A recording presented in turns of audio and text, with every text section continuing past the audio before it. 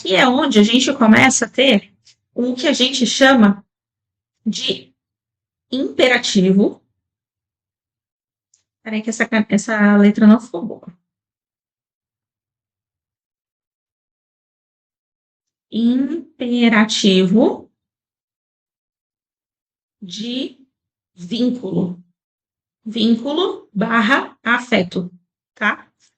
Ou seja, o que significa esse imperativo de vínculo ou imperativo de afeto? É uma ordem psicológica de que, em relação a quem são os meus cuidadores, é necessário, por uma questão de sobrevivência, que eu tenha afeto, que eu tenha vínculo. Ou seja, por uma questão de sobrevivência, o meu cérebro humano entendeu que eu preciso ter um vínculo com essa mãe, com esse pai, com os meus cuidadores, certo? Só que quando eu começo a ter esse vínculo com essa mãe, com esse pai, essa palavra vínculo, ou seja, esse sentimento, esse construto, essa porção de vínculo, eu vou dar um significado para ela. E esse significado que eu vou dar para essa porção de vínculo é um significado que, no geral, ele é recebido. O que é essa relação entre pai e mãe? Ou seja, eu e a minha mãe, eu e o meu pai. Qual é o significado dessa relação? Então, percebe como algumas pessoas, quando você pergunta para uma pessoa o que é para você ter uma boa relação com a sua mãe, é muito diferente você perguntar para outras pessoas. Então, é muito sutil esse significado, porque a gente vai dando significado para aquilo que a gente vai recebendo, e muitas vezes a gente recebe uma engrenagem quebrada. E essa engrenagem quebrada, muitas vezes a gente precisa refazer essa engrenagem, certo? Então, por exemplo, esses papéis sociais, vamos supor que um dos comportamentos atrelados com o papel social de mãe que eu recebi seja que eu não posso duvidar dessa mãe, ou que eu tenho que fazer exatamente tudo que ela quer, ou que eu preciso deixar que ela, sei lá, que ela abuse fisicamente, ou seja, no sentido de bater e etc., e que esse é o meu papel, que eu tenho que servir. Estou dando um exemplo, tá? Vamos supor que o significado que você deu para essa relação entre, esse vínculo entre a sua mãe e você, seja uma relação de submissão, tá? E essa relação, ela é uma relação que, no geral, ela é recebida. Ou seja, você, quando criança, é ensinado como que é esse vínculo, como vai ser esse vínculo. Algumas mães passam o significado desse vínculo de amizade e se torna uma relação, um afeto amistoso. Então, é aquela mãe que se torna uma boa amiga, é aquela mãe que é parceira, que está sempre junto, que sai junto. Outras vezes não. Outras vezes a mãe traz esse significado para o filho de que esse vínculo entre mãe e filho precisa ser um vínculo distanciado. Então, não abraça, não chega perto, né? Ou seja, não pega na mão. Então, é um vínculo mais distante. Só que esse vínculo, ele é aprendido. E, no geral, é justamente esse vínculo que a gente passa para frente. Então, se você teve uma mãe, por exemplo, que não foi carinhosa, uma mãe que não foi gentil, uma mãe que não foi... que não esteve próximo de você, não foi afetuosa, se você não ressignificar isso, é muito provável que você vá passar exatamente esse tipo de vínculo, o significado desse afeto, né, para frente. Ou seja, você provavelmente também vai ser uma mãe que não é tão próxima assim, uma mãe que não consegue abraçar, que não tem tanto carinho, que não é tão afetuosa. A não ser que você reconstrua a sua engrenagem. Então, nesses papéis sociais, a gente vai recebendo muitas engrenagens. Engrenagens eu estou fazendo aspas aqui, no sentido de ser o que eu, Aline, estou chamando para o significado desses vínculos. Então, você pode receber um amor materno distorcido. Você pode receber um amor paterno distorcido. Você pode receber um amor entre irmãos distorcido. Então, pode ser, exemplo, tá? Pode ser que sua mãe tenha te ensinado que entre você e a sua irmã agora você precisa, sei lá, ajudar ela em tudo que ela precisa. Ou que vocês precisam brigaram um com o outro porque os irmãos nunca são amigos. Depende muito de cada caso, né? A sua família tem as construções, as engrenagens dentro dela. Então, essas engrenagens são as que você vai ter como parâmetros para responder a esse imperativo de vínculo, que é justamente, ou seja, na nossa cabeça humana, eu preciso construir um afeto, eu preciso construir um vínculo com essa mãe, com esse pai, com esse irmão, com a minha família. Só que como eu vou construir esse vínculo? Qual é o significado certo, as ações atreladas com esse vínculo? Essa engrenagem é justamente o que você recebeu. Ou seja, se entre irmãos tem inveja, disputa, ciúmes, essa engrenagem é o que a gente recebe.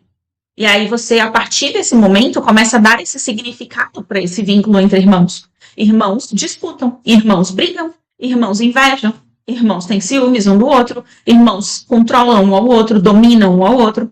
E aí você vai responder a esses comportamentos de forma automática, até que você começa a ressignificar, ou seja, a questionar de novo o que significa esse vínculo que você recebeu. E aí você volte lá atrás e pense e reflita. O que foi que me foi ensinado que esperavam de mim enquanto um papel de irmã, por exemplo, um papel de mãe, de pai, de filho? O que esperavam de mim? E aí pode ser que você vá descobrir que esse amor materno, ele chegou torto. E muitas vezes o nosso eu superior, que é onde a gente vai começar a entender um pouco da atuação do eu superior no meio disso tudo, o nosso eu superior, ele vem encarnado, lembrando que nós somos o nosso eu superior, tá? O eu superior não é um ser externo, não é um anjo de guarda, não é uma entidade, não é um guia, não é um mentor. O nosso eu superior é a nossa porção mais elevada, ou seja, a nossa partícula de Deus, nada mais é do que a nossa centelha divina. E o nosso eu superior, quando ele vem encarnado no eu terreno, muitas vezes ele vem com uma das missões justamente reconstruir essas engrenagens. Porque se eu recebi uma engrenagem completamente torta sobre o amor materno, exemplo, tá? Vamos supor que a engrenagem que você recebeu do amor materno é uma engrenagem onde o cuidado é violência. Onde o cuidar é dominar. Ou seja, eu sei o que é melhor para você e você faz aquilo que eu mando. Por quê? Porque eu estou cuidando de você. Tá? Exemplo, vamos supor que você recebeu essa engrenagem. A engrenagem de que o cuidado é violento, onde o cuidado é dominar a outra pessoa. E aí você recebeu isso do seu amor materno, da sua mãe, no caso. Uma boa parte do seu trabalho como uma pessoa que está ajudando o clã a evoluir, talvez seja justamente ressignificar isso. Por quê? Se você pegar 20 gerações para frente, a gente está falando de 2 a 4 milhões de pessoas. Então, percebe como às vezes a gente pensa, a minha missão de vida é uma missão de vida que, nossa, eu vou construir uma técnica nova no planeta, eu vou fazer todo sei lá, uma inovação disruptiva, uma tecnologia nova no planeta Terra. Às vezes, a sua missão é refazer essas engrenagens que você recebeu. Porque se você reconstrói o que é o amor materno, você, daí 20 gerações, que nem é tanto, você já impactou 2 a 4 milhões de pessoas, descendentes. Então, percebe como um dos principais objetivos da nossa encarnação é justamente a gente impactar positivamente no nosso clã. Só que aí, quando a gente fala assim, legal, então entendi. Um dos meus objetivos é refazer essas engrenagens. Ficou claro para mim, Aline, só que qual que é o ponto? O ponto é que é pesado demais para mim ficar absorvendo o problema dos meus ancestrais. Por quê? Porque no nosso clã familiar, geralmente quem está encarnado está sendo espiado por quem está atrás. Eu estou fazendo os desenhos aqui só para ajudar a explicar para vocês, tá? Então, essa pessoa aqui que está encarnada, ela muitas vezes está sendo observada justamente por todos os outros que estão ali desencarnados. Vamos supor que, né, essa pessoa aqui, né, o meu, sei lá, avô paterno, exemplo, tá? Vamos supor que o meu avô paterno, ele teve a oportunidade de ser bondoso, de ter bondade.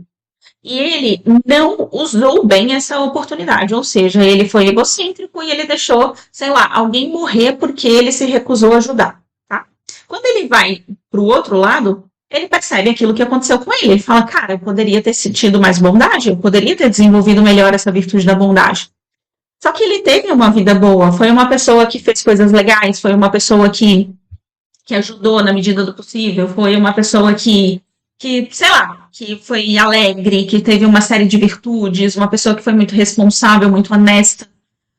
Ou seja, faltou uma virtude. Só que às vezes essa virtude que faltou, ela faltou não em totalidade, não é que faltou bondade em todas as situações, às vezes faltou bondade em uma outra situação.